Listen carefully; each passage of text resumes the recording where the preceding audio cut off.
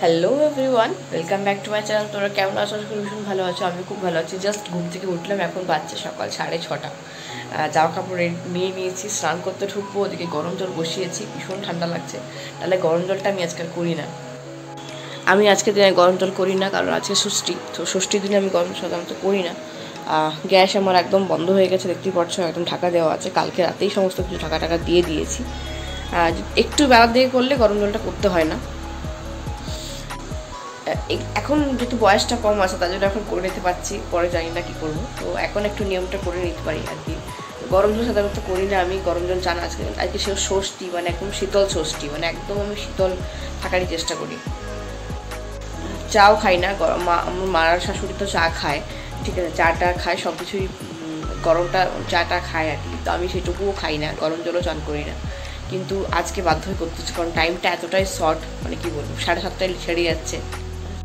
যেহেতু 7:30 সেরে যাচ্ছে, ওই জন্য 6:30টার সময় উঠে পরে আগে স্নান করবো। স্নান করে মেয়েকে উঠাবো, মেয়েকে উঠিয়ে পুজো করব। পুজো করার পর আমি ওকে দিয়ে ওর তো ড্রেস সমস্ত কাচাই, সেই ড্রেসগুলো পরিয়ে পুষ্পাঞ্জলি দেবো ঠাকুরের কাছে। তারপরে ওকে স্কুলে পাঠাবো। মেয়েকে আজকে স্কুলে পাঠাতাম না, কিন্তু ওর ক্রাফট জমা আছে আজকে, সমস্ত জন্য ক্রাফট এখানে রেডি করে রাখা আছে, ব্যাগটাও রাখা আছে। আর এখানে আমার মা ষষ্ঠী ঢাকা দেওয়া আছে, মা ষষ্ঠীকে, এবং এখানে ঠাকুর সমস্ত রাখা আছে। চলো আর বেশি বক করবো না, এবার স্নান করতে ঢুকে যাবো। আর আমার এই যে সমস্ত খাবার, এখানে সমস্ত কিছু ঢাকা দিয়ে রাখা আছে। কী কী খাবার করেছি অবশ্যই তোমার তো শেয়ার করবো। পুরোটা তো শেয়ার করা হয়নি আগের দিনের ব্লগে, তো আজকে সমস্তটা শেয়ার করার চেষ্টা করব। সব কটা ঢাকা দিয়ে রাখা আছে সুন্দর করে। জয় জয় দেবী, চরাচর সারে, কুচযোগ শোভিত, মুক্তাহারে, বীণা রঞ্জিত, পুস্তক হস্তে, ভগবতী ভারতী, দেবী নমস্তুতে, নমো ভদ্রকাল্যই, নমো নিত্যাং, সরস্বত্যই, নমো নমঃ। বেদ বেদাঙ্গ, বেদান্ত, বিদ্যাস্থানেব, এবচ, এষ সচন্দন, পুষ্পবিল্ল পত্রাঞ্জলি, সরস্বত্যই নমো নমঃ।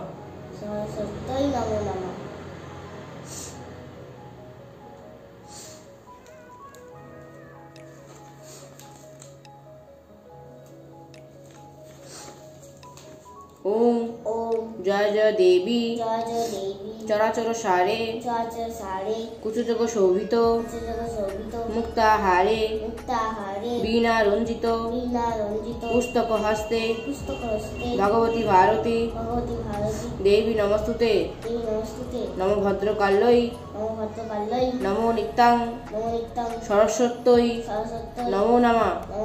বেদ বেদাঙ্গ, বেদান্ত, বিদ্যাস্থানেব, এবচ, এষ সচন্দন, পুষ্পবিল্ল পত্রাঞ্জলি, সরস্বত্যই নমো নমঃ।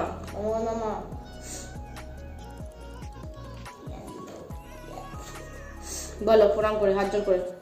নমো সরস্বতী মহাভাগে, বিদ্যে কমলোচনে, বিশ্বরূপে, বিশালাক্ষী, বিদ্যাং দেহি, নমস্তুতে।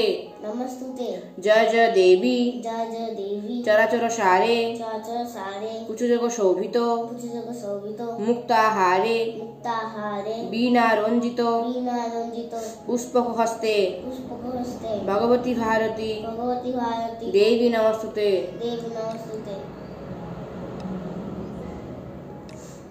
বন্দিলাম গণপতি বিঘ্ন বিনাশন, বন্দিলাম লক্ষ্মীসহ দেব নারায়ণ, বন্দিলাম দুর্গাসহ দেব পঞ্চাননে, আর বন্দি আদিত্যাদি নবগ্রহগণে, বন্দিলাম ভক্তিভরে দেবী সরস্বতী, শ্রী গুরুর শ্রীচরণে করিল প্রণতি। ভক্তিভাবে বন্দিলাম পিতা ও মাতারে, ব্রাহ্মণ বৈষ্ণব বন্দি অতি ভক্তি ভরে, প্রণাম করিয়া সব দেবদেবীগণে, শ্রী পঞ্চমী ব্রত কথা পশুপতি ভনে। প্রণমী দেবী সরস্বতীর শ্রীচরণ, যার পূজা করেছিল কৃষ্ণ ভগবান। যাহার প্রসাদে মূর্খ হয় জ্ঞানবান, তার জন্ম বিবরণ শোনো সর্বজন। নারায়ণ ছিল যাবে অনন্ত শয্যাতে, প্রকৃতির সৃষ্টি হয় বাম অঙ্গ হতে। একই প্রকৃতি পারে নানা মূর্তি লয়, না তারই অন্য রূপ সরস্বতী যে হয়। যে বা পূজে যে বা স্মরে এই ভূমণ্ডলে, চারি বেদ সর্বশাস্ত্র তারও করতলে। মাঘ মাসে শুক্লপক্ষে পঞ্চমী তিথিতে, বিদ্যারম্ভে পূর্বে তারে পূজিবে ভক্তিতে। পূর্ব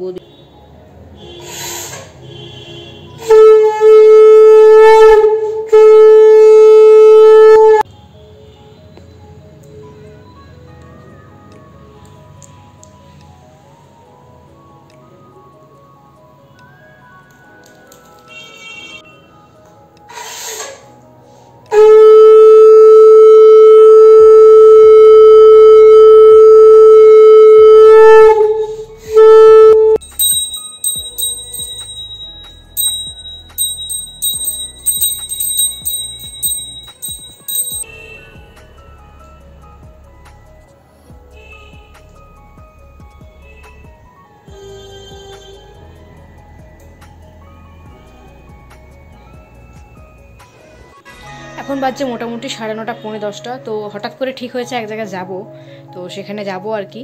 তো সেজন্য কিন্তু এখানে একটু প্যাকিং চলছে আমার। তো সেই প্যাকিং আমি এখন করছি বসে বসে রাত্রেবেলায়। ঠিক আছে, তো কালকেই বেরোনো। এই সমস্ত জিনিসপত্র নেওয়া হয়েছে। ঠিক আছে, এটা আমার শাড়ি নিয়েছি, দুটো শাড়ি নিয়েছি। আমার নতুন একটা সোয়েটার কিনেছিলাম, পরে দেখাবো। এটা বার্থডের জন্য কিনেছি, সেই সোয়েটারটা নিলাম। আর শাড়ি চুড়িদার এটা ওটা নিয়েছি, মেয়েরও নিয়েছি অনেক কিছু। দেখা যাক কোনটা ফাইনাল হয়, আর কোনটা নেবো আর কোনটা নেবো না এখন কোনো ঠিক নেই আর কি। তো কোনটা ফাইনাল হয় দেখা যাক, সেরকম যেরকম হবে সেরকমভাবে এখানে ঢোকানো হবে। তো আপাতত মেয়েকে খাওয়ানো চলছে। আর আজকে কী রান্না করেছিলাম সেটা তো সকালে দেখেই নিয়েছিলে। তো এখন মেয়েকে খাওয়ানো চলছে। মেয়ে এখানে বসে আছে, টিভি দেখছে, সাথে ওকে খাওয়াচ্ছি।